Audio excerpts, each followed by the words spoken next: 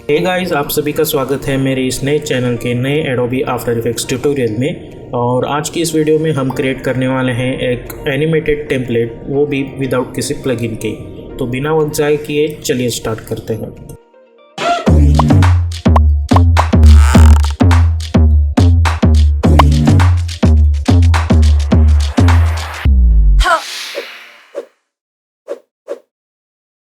तो अभी हम आ चुके हैं एडोबी आफ्टर इफेक्ट्स में। हम हमेशा की तरह एक नया कंपोजिशन क्रिएट करके उससे मेन एनिमेशन के नाम दे देंगे।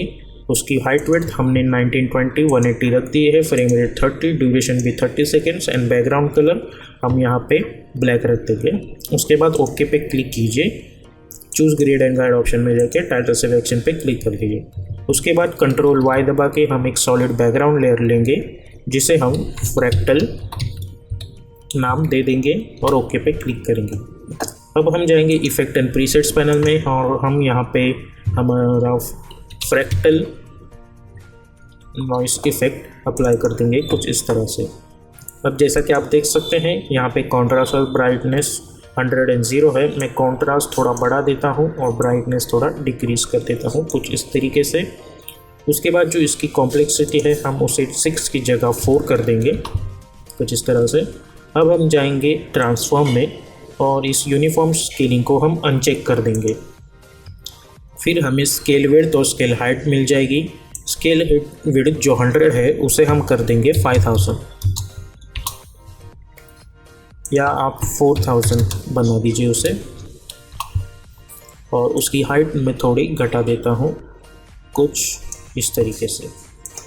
उसके बाद मैं इवोल्यूशन टैब पे अल्ट क्लिक करके टाइम इनटू 60 कर देता हूँ, जिसकी वजह से हमें कुछ इस तरह की एनिमेशन मिल जाएगी। उसके बाद मैं ऑफसेट टर्बुलेंस पे एक की फ्रेम क्रिएट करूँगा।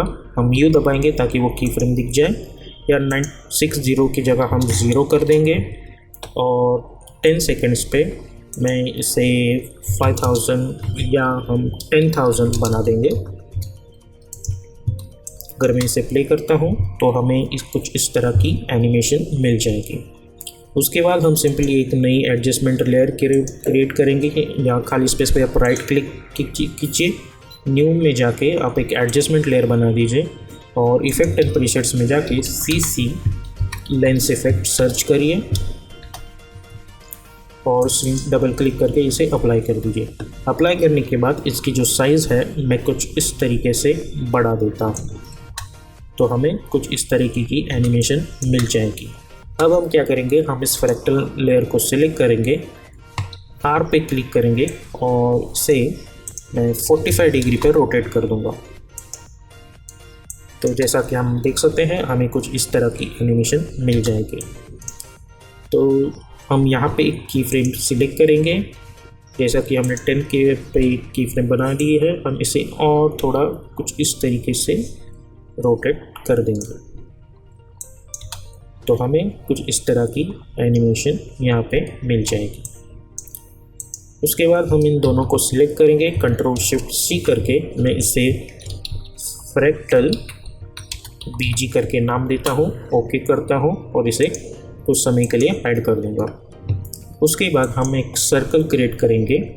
हमें फिल में जाके इसके सॉलिड कलर को चूज़ करना है।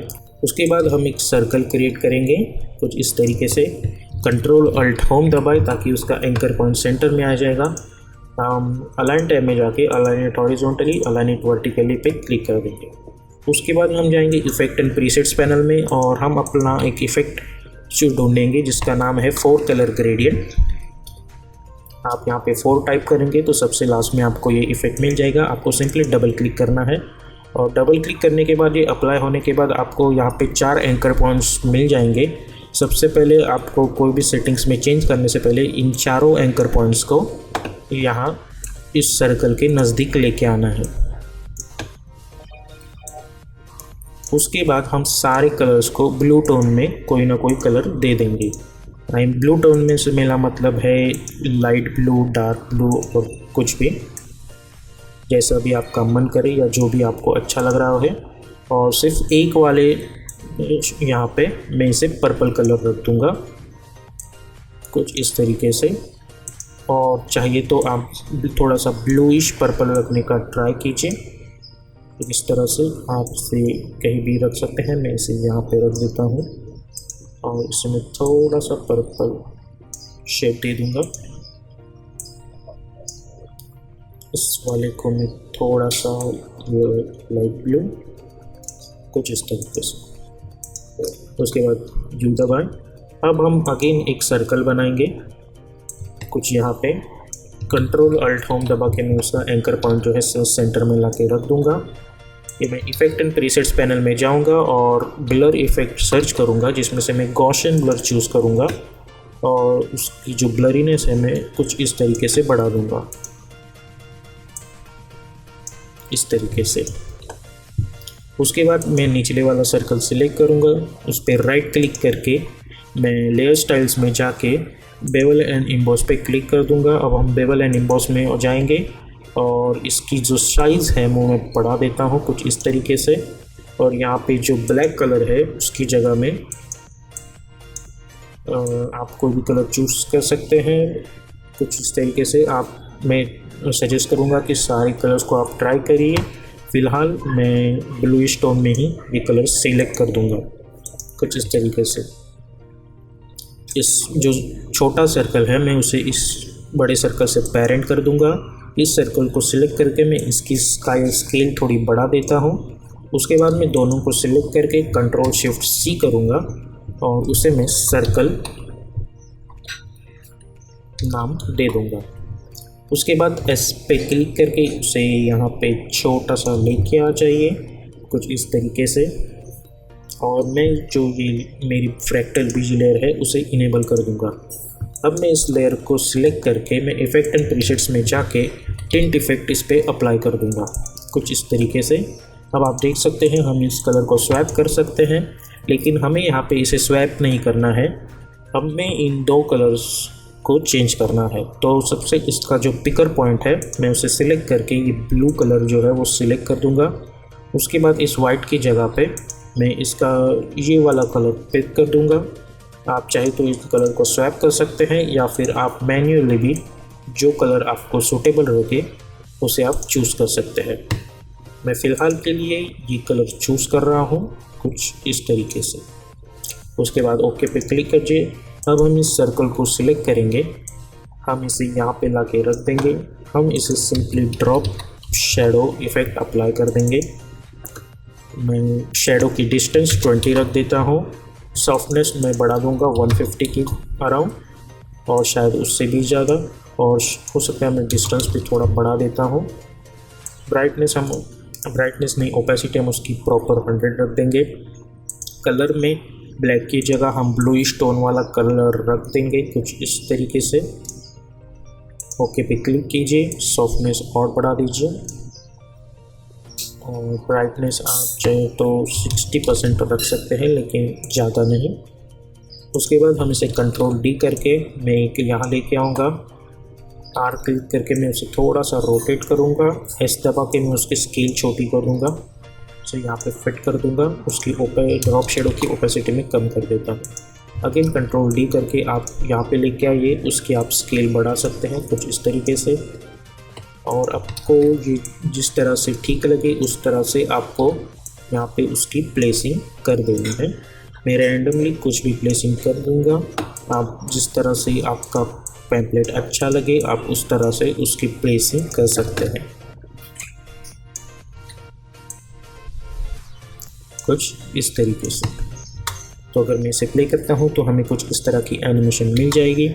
उसके बाद मैं इन सभी को सिलेक्ट कर दूँगा। इफेक्ट एंड प्रीसेट्स पैनल में जाके मैं विगल इफेक्ट इस पर अप्लाई कर दूँगा, जिसकी वजह से हमें एनिमेशन, अब ये एनिमेशन थोड़ी हेवी हो गई है तो मैं लास्ट वाली लेयर को हाइड कर देता हूँ ताकि हमें इसका जो विगल एनिमेशन है दिख जाए। या फिर आप फुल रिजोल्यूशन की जगह क्वार्टर रिजोल्यूशन भी रख सकते हैं। तो ये हमें कुछ इस तरह की एनिमेशन मिल रही है। मैं इसे हाइड कर दूँगा। अब हमें यहाँ पे थोड़ा कैमरा का फोकस डिस्टेंस दिखाना है ताकि हमें कुछ चीज़ें आगे और कुछ चीज़ें पीछे लगे। तो जो भी छोटी वाली चीज़ें हैं वहाँ पे मैं ब्लर इफ़ेक्ट अप्लाई कर दूँगा, सेम हमारा गॉसियन ब्लर। और उसे मैं 20% रख दूंगा या उससे भी ज़्यादा, कुछ इस तरीके से इस वाले सर्कल पे। चलिए 300 ही रख देते हैं। हम इस वाले से सिलेक्ट करेंगे, again Gaussian blur effect apply करेंगे। ये थोड़ा सामने रहेगा तो मैं इसे 200 ही कर दूंगा या उससे कम।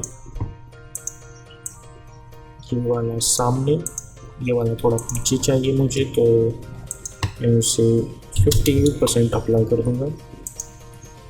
इस वाले को मैं यहाँ पे, ये वाला थोड़ा यहाँ पे, और चाहिए तो इस वाले का आप गॉसियन ब्लर हटा सकते हैं तो फील आएगा कि ये सामने है। इस वाले पे आप अप्लाई कीजिए ताकि थोड़ा फील आए कि ये वाला इससे पीछे है, कुछ इस तरीके से। अब जब मैं इनेबल करता हूँ लेयर और मैं फुल रेजोल्यूशन में देखता हूँ तो हमें कुछ इस तरह का ब्लरीनेस डेप्थ ऑफ फील्ड मिला। आपको जिस तरह से सूटेबल लगे आप उस तरह से इसकी ब्लरीनेस को एडजस्ट कर सकते हैं।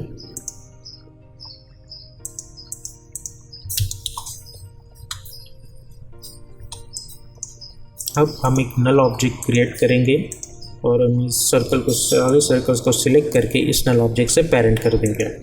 अब मैं नल ऑब्जेक्ट के आर्क पर एक की फ्रेम सिलेक्ट कर दूंगा और 10 सेकेंड पे जाके मैं इसे कुछ इस तरीके से रोटेट कर दूंगा ताकि हमारे ये सर्कल्स भी इस पीछे की बैकग्राउंड के साथ थोड़े रोटेट होते हुए दिख जाए। तो हमारा मेन बैकग्राउंड का जो पोर्शन है वो रेडी हो चुका है।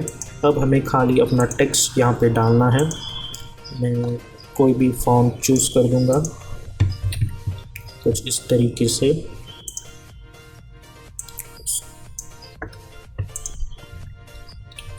यहाँ पे मैं कोई भी टेक्स्ट डाल देता हूँ।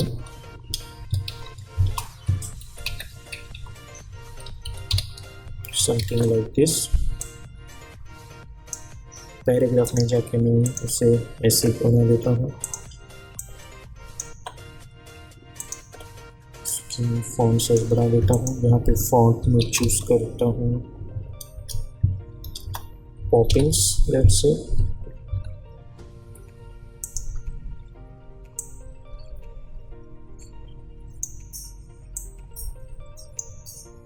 कंट्रोल टी दबा कर मैं इस टेक्स्ट को सिलेक्ट करके उसकी साइज बढ़ा देता हूँ और इसे यहाँ पे ला के रख देता हूँ।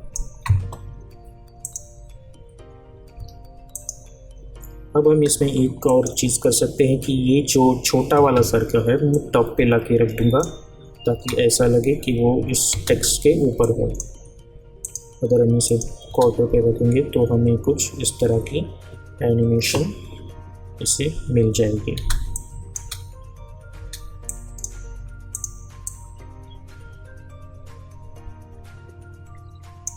आप चाहे तो ये वाला सर्कल जो है ये भी टॉप पे रख सकते हैं इसके, ताकि वो फील आ जाए उसमें। या आप इसे पैराग्राफ को सिलेक्ट करके उसे इस तरह से कंट्रोल अल्ट होम दबा के अलाइन टैब में जाके उसे यहाँ पे सेंटर में ला के रख सकते हैं। तो हमें कुछ इस तरह की एनिमेशन इसमें मिल जाएगी। अब चाहे तो ये वाला जो सर्कल है ये भी टॉप पे रख दीजिए कुछ इस तरीके से। तो बस यही हमारा फाइनल एनिमेटेड टेम्पलेट बन जाएगा।